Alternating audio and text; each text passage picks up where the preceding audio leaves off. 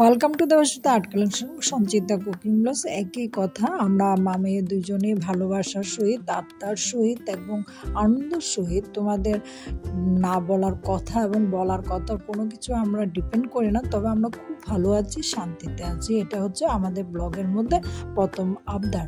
এখন শুনো, আমাদের দারাজ থেকে এই লাইটগুলো আমরা নিয়েছিলাম। দারাজ থেকে নেওয়ার পর 1 বছর কালী পূজা আমরা করেছি ইউজ, আবার 2 বছর কালী পূজা আসার সাথে সাথে ওই লাইটগুলো কী করেছে, আমি অনেক যত্ন করে টেকিং করে রেখেছিলাম। দেখে যাক কিছুটা ভাল্ব ফিউজ হয়ে গেছে, আবার ভিতরে ভাল্ব ছিল না ব্যাটারির মাধ্যমে, ওগুলো ফিউজ হয়ে গেছে, 2টা ফিউজ হয়ে গেছে, 3টা ফিউজ হয়ে গেছে।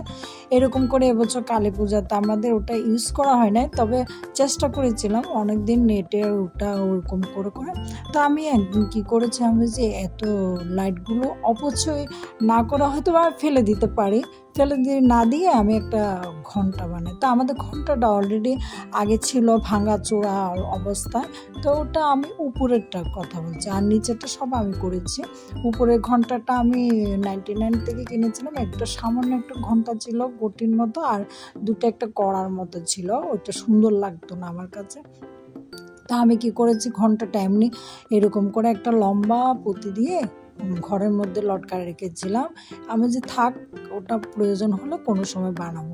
তো এখন দেখি যে আমরা বাতিগুলো আমি মানে আমাদের ঠাকুর ঘরে আসনের সামনে বানাই, এটাকে কি বলে আমার মনেই আসতেছে না, এটাকে কি বলে যে, আহারে মনে আসতেছে না, যে একদম আসতেছে না। আচ্ছা যাক, ওটাকে আমি কি করেছি, আমি যে একটা আমাদের ঘর আছে, ওটার নাম কি আমি বুঝাতেই পারছি না, নামটা বুঝাতে পারছি না।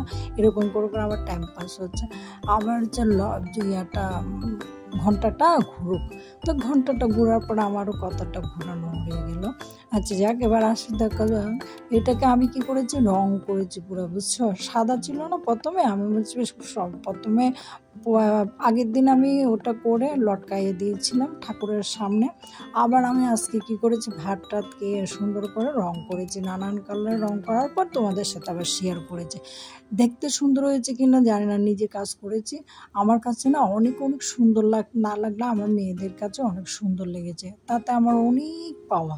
তো আমার ঘরে ওগুলো খোলার পরে এই আঙ্গুরগুলো ছিল, ওগুলো দিয়ে আবার আঙ্গুর বানিয়েছে। আর ফ্রিজের মধ্যে এই জিনিসগুলো আমার মেয়ের জন্য একটা মালা আনতে গিয়েছিলাম, ফুল বানাবো আর কি, মালা আমি এভরিথিং ঘরে করতে চেষ্টা করি। তো ওই জিনিসটার মধ্যে এখন আমি কি করেছি, ওই ফুলগুলো রেখে দিয়েছিলাম, ওই ফুলগুলো ফ্রিজের মধ্যে ইউজ করা হচ্ছে। তো আমি আরেকটা লাইট নিয়েছিলাম, ওই লাইটটা ওরকম হয়েছিল। তো আমাদের মিক্সি হিঁদুরে কাটার পর আমি কি করেছি, 2টা মিক্সি দিয়ে একটা ডিজাইনার মিক্সি বানাইছি। এখন দেখো, আমাদের গাছের শখ আমার থাকে। এখন আমি কি করেছি, মানি প্ল্যান্ট গাছ আমার ছিল। এখন এই জগটা জানো একদম ছিদ্র হয়ে গেছিলো, আমি আইডেলের থেকে নিয়েছিলাম, কিন্তু জগটা আমি ভালো বানানোর চেষ্টা করেছি, আমি পারফেক্ট পেরেছি। তারপরে সুন্দর করে সাজিয়েছি, তোমাদের সাথে শেয়ার করেছি। আমার মানি প্ল্যান্টের তো অনেক দাম, বুঝছো। তা আমি প্রথমে একটু রং করেছি, তারপরে এটা দিয়ে আবার সুতা দিয়ে গাম দিয়ে একটু একটু করে লাগাইছি, তারপরে সুতাটা দিয়ে সুন্দর করেছি। এই সুতাটা ছিল আমার একটা জামার কাজের সুতা ছিল, ওই জামাটা দিয়ে আবার ঠাকুরের একটা আসন বানিয়েছে আমাদের ভোলানাথের জন্য, এবং সুন্দর করে চারিদিকে পেঁচা পেঁচা পেঁচা পেঁচা গাম দিয়ে লাগানোর পর আমি সাকসেস হয়েছি।